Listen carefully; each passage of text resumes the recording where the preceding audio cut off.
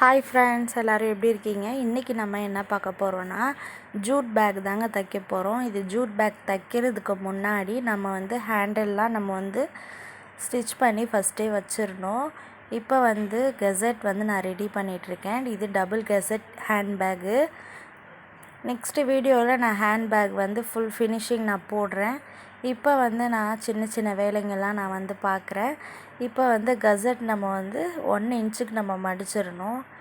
அளவு கரெக்டாக இருக்கணும். நம்மளுக்கு ஒரு பாயிண்ட்டாக இருந்தால் கூட நம்மளுக்கு மிஸ் ஆகிடும். ஏன்னா தைக்கும் போது பை க்ராஸாக போகிறதுக்கு சான்ஸ் இருக்குது. அதனால் அளவுங்க ரொம்ப முக்கியம் நம்மளுக்கு. இப்போ நான் இந்த 1 இன்ச்சுக்கு தைச்சிட்டேன். 2ஆக மடித்து நம்ம அது நடுவில் கட் பண்ணிக்கலாம். அதே மாதிரி ஹேண்டலுக்கு நம்ம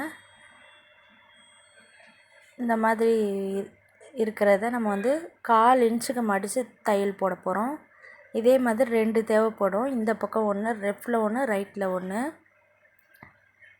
இந்த மாதிரி இருக்குது. நான் அடுத்த வீடியோவில் உங்களுக்கு கண்டிப்பாக ஸ்டிச்சிங் வீடியோ போடுறேன். அதை மறக்காமல் பாருங்கள்.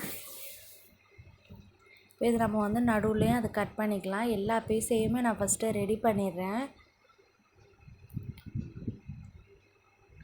இப்போ நான் ஃபுல்லாக ரெடி பண்ணிட்டேன். ஃபுல்லாக நூலெல்லாம் கட் பண்ணிவிட்டு நான் நடுவில் மடிச்சுட்டு அதுக்கப்புறம் நான் கட் பண்ணணும். நீங்களும் ஜூட் பேக் தைச்சிருக்கீங்களான்னு சொல்லிவிட்டு கமெண்ட் பண்ணுங்கள். எனக்கும் இதுதான் ஃபஸ்ட் டைம் ஜூட் பேக் நான் கற்றுக்கிட்டு தான் நான் செய்கிறேன். எனக்கு ஜூட் பேக் பற்றி எதுவுமே தெரியாது.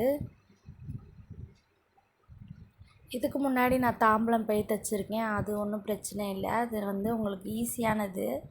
ஜூட் பேக்குன்றது ஒரு ஹேண்ட் பேக் மாதிரி. அது நம்மளுக்கு ஒரு அளவுன்னு இருக்குது. அந்த அளவு கரெக்டாக இருக்கணும் நம்மளுக்கு.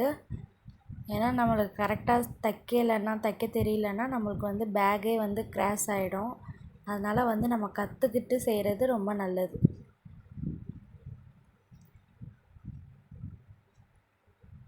இந்த மாதிரி நம்ம ரெடி பண்ணி வச்சுக்கலாம். இது ஹேண்டலுக்கு நம்ம ரெடி பண்ணுறது. ஹேண்டில் ரோப்பில் தான் வரும். நம்மளுக்கு ரோப்பில் வந்துடும். இது ஃபினிஷிங்க்காக நம்ம உள்ளே கொடுக்குறது.